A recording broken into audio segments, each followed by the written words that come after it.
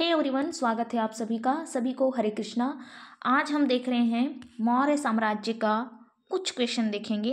History का question है।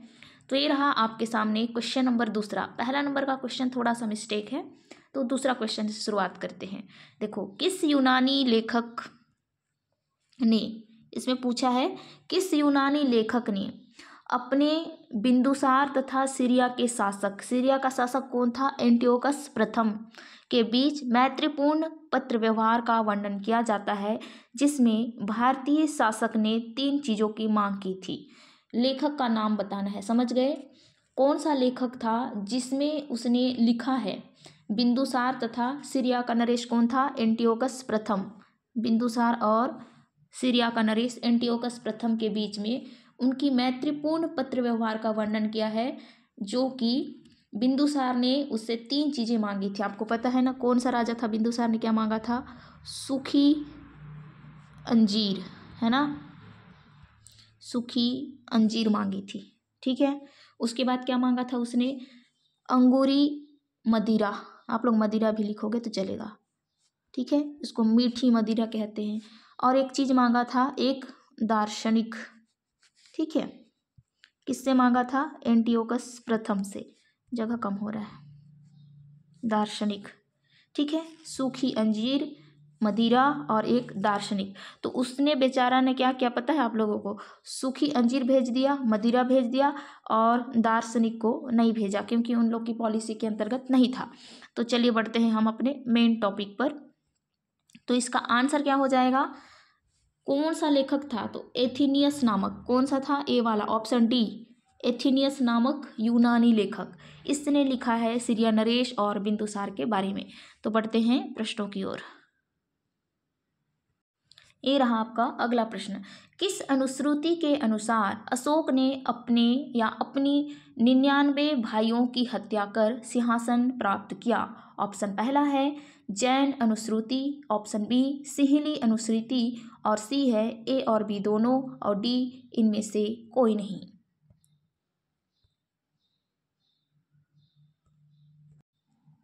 तो आप लोग आंसर क्या लगाएंगे, किस अनुश्रुति में अशोक ने अपने 99 भाइयों की हत्या कर सिंहासन प्राप्त किया। ठीक है, 9 नहीं 99 भाइयों को हत्या कर दी, अपना एक भाई को छोड़कर, अपना सगा भाई को। तो कौन सी अनुश्रुति, तो ऑप्शन आप लोग लगाएंगे ऑप्शन बी, सिंहली अनुश्रुति के अनुसार। बढ़ते हैं अगले प्रश्न की ओर।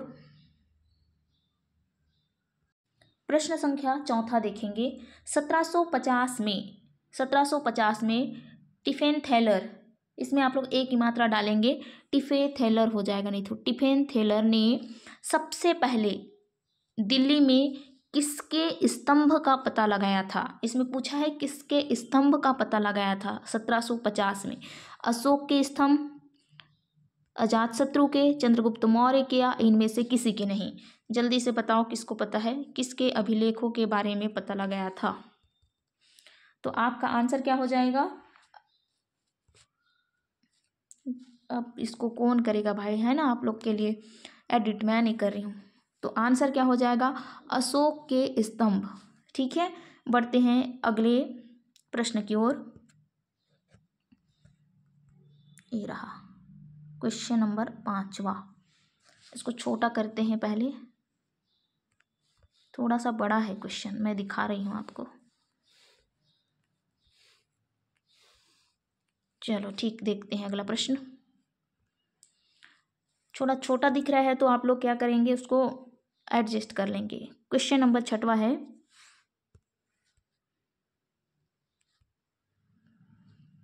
थोड़ा और ऐसा करते हैं, 5वां को मैं इसलिए नहीं बता रही हूँ, क्वेश्चन क्या है, गलत है। देखो, अशोक की अभिलेखों को सर्वप्रथम जेम्स प्रिंसेप ने 1837 ईस्वी में खोजा की जगह आपको क्या करना है, पढ़ा। समझ गए मैं क्या बोल रही हूँ, एक क्वेश्चन खोजा नहीं होगा, पढ़ा होगा, पढ़ा। जेम्स प्रिंसेप ने 1700 कितना में, 1837 में। ठीक, हमको देखना है प्रश्न नंबर 6वां। कल्याण है क्या, कल्हड़ होना चाहिए था भाई, ये टाइपिंग मिस्टेक है, सुधारना है आपको। कल्हड़ जानते हो ना कौन है, कल्हड़ ने क्या लिखा है, राज तरंगिणी। क्या लिखा है, राजतरंगिणी से पता चलता है कि क्या है इसके आगे देखो, मैं कल्हड़ को हटा देती हूँ, ठीक है। कल्हड़ की एक किताब है राजतरंगिणी, तो उसमें कौन से राजा का, ठीक है, राजा, किस राजा का अधिकार कश्मीर पर भी था। धर्मारिणी विहार में अशोकेश्वर नामक मंदिर की स्थापना करवाई, ठीक है। बिहार में क्या क्या, अशोकेश्वर नामक मंदिर की स्थापना, और कश्मीर में श्रीनगर तथा नेपाल में देवपतनम नामक शहर बसाया। ये कौन सा राजा था। कल्हड़ की राजतरंगिणी से हमको पता चलता है कि कश्मीर में उसने एक मंदिर बनवाया, कश्मीर में श्रीनगर बसाया और नेपाल में देवपतनम नामक नगर बसाया। वो कौन राजा हो सकता है, जल्दी बताओ, इसको हम काट रहे हैं तब तक। ऑप्शन ए सम्राट अशोक, ऑप्शन बी सुशील, और ऑप्शन सी है सुसीम, और डी है बिंदुसार। तो सम्राट अशोक ने करवाया था, ठीक है। कश्मीर पर भी उसका राज था। देखते हैं अगला प्रश्न।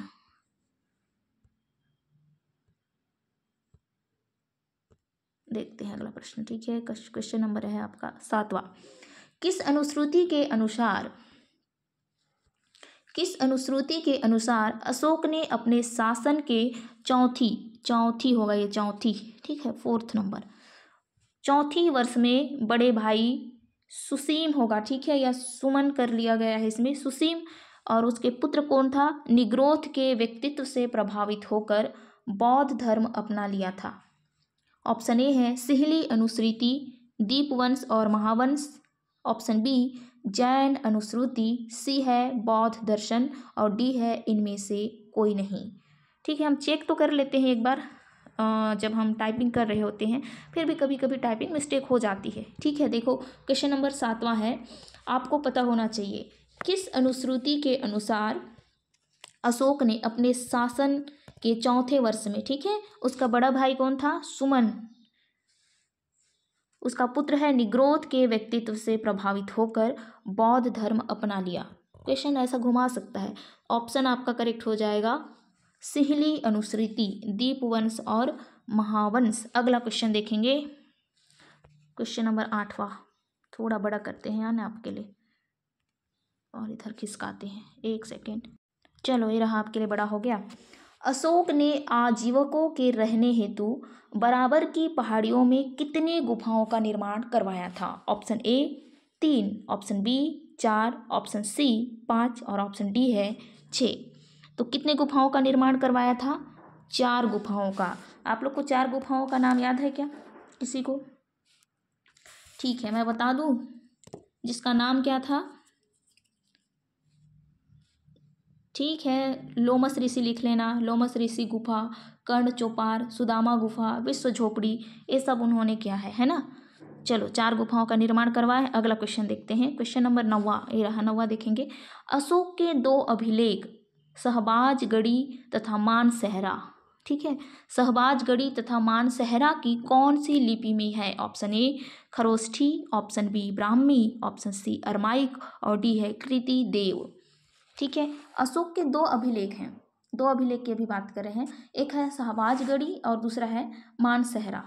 तो जो लिपि है कौन सी लिपि में है, खरोष्ठी लिपि। आप लोग ब्राह्मी नहीं लगाएंगे, बाकी के ब्राह्मी में है और अरमाइक में है, लेकिन ये जो शहबाजगढ़ी मानसहरा वाला जो अभिलेख है, लिपि है, वो मतलब लिखा गया है वो खरोष्ठी लिपि में लिखा गया है। और कहाँ से मिला ये दोनों, ठीक है, अशोक के अभिलेख तो पाकिस्तान से मिला है। ठीक है, अगला क्वेश्चन देखते हैं,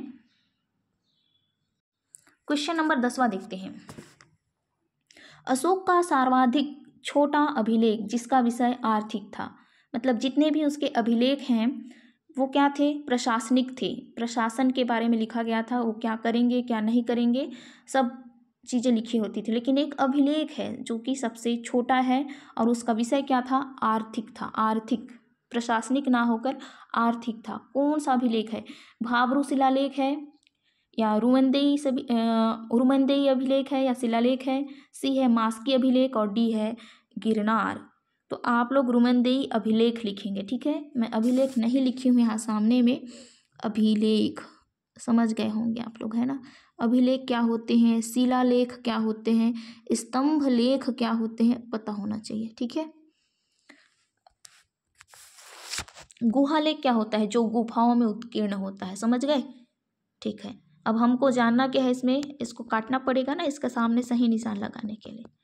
ठीक है, चलो तो आंसर क्या हो जाएगा? अशोक का सर्वाधिक छोटा अभिलेख जिसका विषय आर्थिक था। तो option will be correct is Rummindei, option b. ठीक है, ऑप्शन बी करेक्ट करेंगे। ठीक है, रोमनदेई। चलो अगला क्वेश्चन, कौन सा अभिलेख चंपारण बिहार में स्थापित है जिसकी खोज 1872 में कार्लाइल ने की है? ठीक है, option a Lauriya Nandangarh Champaran Bihar, option b सर ए कुन्ना कंधार अभिलेख, ऑप्शन सी रामपुरवा स्तंभलेख चंपारण बिहार। आप लोग को करेक्ट आंसर क्या करना है? चंपारण बिहार रामपुरवा स्तंभ लेख। ठीक है, एक अभिलेख है जिसकी खोज कब की गई थी? 1872 में कार्लाइल ने की थी। आवाज बैठ गया भाई तुमको पढ़ाते हुए। बस क्वेश्चन को थोड़ा मैं घुमा दी थी। इसमें एक अभिलेख है चंपारण बिहार में स्थापित है, कौन सी? तो रामपुरवा स्तंभलेख चंपारण बिहार में है। क्वेश्चन ऐसा आ सकता है, रामपुरवा स्तंभलेख चंपारण बिहार में स्थापित है जिसकी खोज कब की गई और किसने की थी, ऐसा क्वेश्चन आएगा। तो आंसर हो जाएगा 1872, और ये पूरा लिखा जाए तो आपको लिखना है रामपुरवा। देखते हैं अगला सवाल।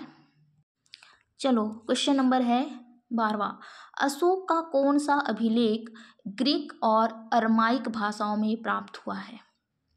अशोक का कौन सा अभिलेख ग्रीक और अरमाइक भाषाओं में, ठीक है, दोनों भाषाओं में प्राप्त हुआ है, दोनों लिपियों में प्राप्त हुआ है। तो आपको बताना है सर ए कुन्ना, समझ गए? सर ए कुन्ना, जो अरमाइक मतलब ईरानी और ग्रीक तो समझते हैं आप लोग। ठीक है, एक अभिलेख है, कौन सा अभिलेख है? सर ए कुन्ना। अब अगला क्वेश्चन की ओर बढ़ते हैं, इसको छोटा करना पड़ेगा। चलो आखिरी सवाल, अशोक की मृत्यु के 232 ईसा पूर्व के बाद, लगभग 232 ईसा पूर्व के बाद उसके एक लघु स्तंभ लेख में, ठीक है, उसका एक लघु स्तंभ लेख है जिसमें केवल एक पुत्र का उल्लेख मिलता है, जबकि अन्य स्रोत क्या है? मौन है। ऐसा क्वेश्चन आ सकता है ना, जो फेमस हो उसको ना छोड़कर हम ना लेकर हम क्या कर रहे हैं, एक स्तंभ लेख, सिर्फ एक पुत्र के बारे में पता चलता है और अन्य स्रोत क्या है? मौन है। वो कौन सा पुत्र था? ऑप्शन ए पुत्र तिवर, ऑप्शन बी बृहद्रथ, या ऑप्शन सी पुष्यमित्र शुंग, और डी है अग्निमित्र। तो ऑप्शन आप लोग करेक्ट करेंगे, पुत्र तिवर के बारे में जानकारी मिलती है, जबकि अन्य स्रोतों से हमें पता चलता है, इसको बड़ा कर रहे हैं हम, कि बृहद्रथ क्या था, इधर कर रहे हैं, बृहद्रथ अंतिम शासक था। ठीक है, अंतिम शासक, अंतिम मौर्य शासक, मौर्य बोल दी क्या मैं? हाँ जी ठीक है, मौर्य शासक, अंतिम मौर्य शासक है ना। अरे मैं गुप्त आजकल पढ़ रही थी ना, तो मेरे दिमाग में कहीं गुप्त ना निकले, मैं ये सोच रही हूँ। तो बृहद्रथ क्या था? अंतिम मौर्य शासक। और उसके बाद पुष्यमित्र शुंग, पुष्यमित्र शुंग क्या कर देता है? इसको मार देता है, बृहद्रथ को मार देता है, समझ गए? बृहद्रथ को क्या कर देता है? मार देता है और खुद राजा बन जाता है। ठीक, पुत्र तिवरदेव का काम खत्म हो गया। तो बृहद्रथ को कौन मारता है? पुष्यमित्र शुंग मार दिया, कट कर दो। और अग्निमित्र कौन है? पुष्यमित्र शुंग का बेटा। ठीक, तो हिस्ट्री के और भी क्वेश्चन ऐसे आते रहेंगे, जैसे हम अभी पढ़ रहे थे मौर्य साम्राज्य। मौर्य साम्राज्य क्या हम बाद में पढ़ेंगे, सैन्य व्यवस्था, उनकी व्यवस्था के बाद मौर्यकालीन व्यवस्था, सामाजिक व्यवस्था, व्यापारिक मार्ग, उनकी मुद्राएं, व्यापार, सभी पढ़ेंगे। तो चैनल पे बने रहें, हिस्ट्री के क्वेश्चन MCQ फॉर्म देखेंगे आपको, है ना, आप लोग प्रैक्टिस सेट कर सकते हैं। तो ऐसे ही और भी MCQ आते रहेंगे, तब तक आप हमारे साथ बने रहें, है ना। Thanks for watching guys.